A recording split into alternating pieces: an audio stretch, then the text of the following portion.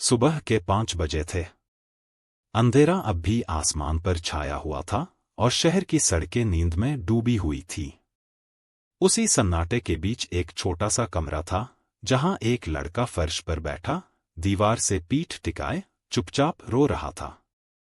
उसका नाम था अमन। अमन कोई बड़ा आदमी नहीं था।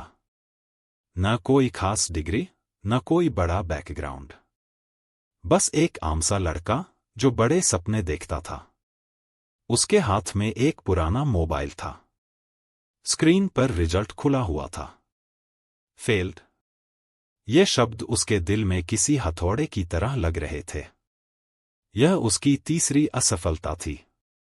3 साल। 3 बार मेहनत। 3 बार हार।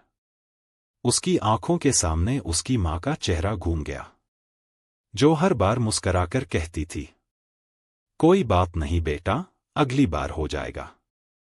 और उसके पिता, जो बाहर कुछ नहीं कहते थे, लेकिन चुपचाप अपने खर्चे कम कर देते थे।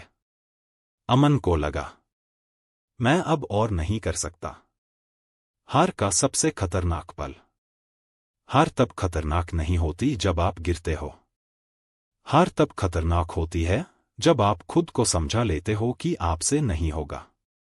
अमन ने मोबाइल जमीन पर रख दिया। आंसू पहुंचे। और पहली बार अपने आप से कहा, बस अब काफी है। वह बाहर निकल आया।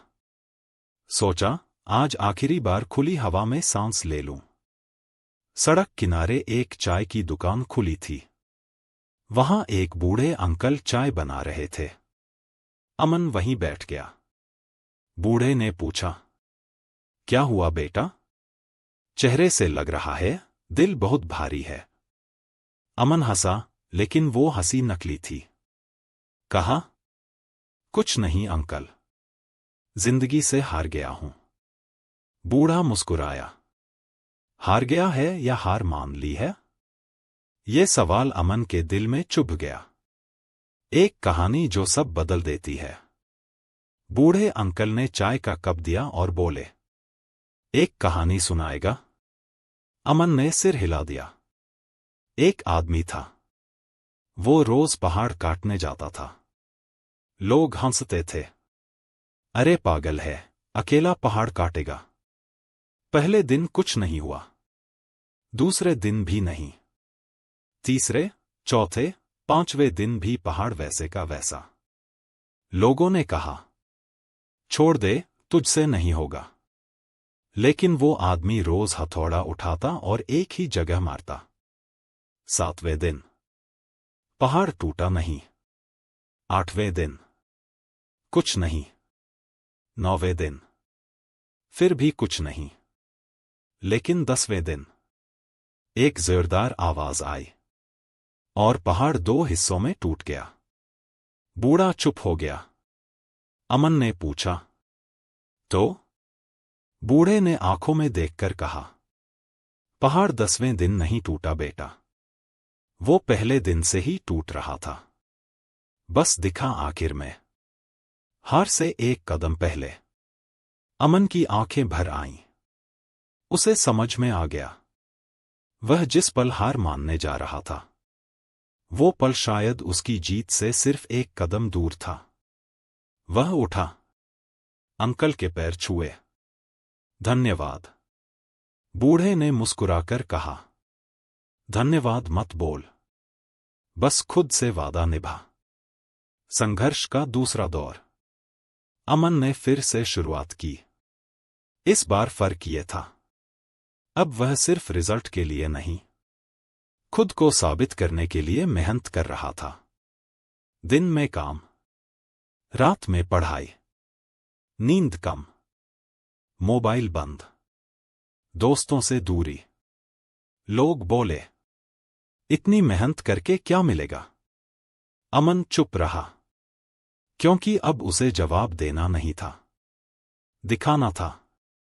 वो दिन, 1 साल बाद, वही सुबह, वही मोबाइल, लेकिन इस बार स्क्रीन पर लिखा था, सिलेक्टेड।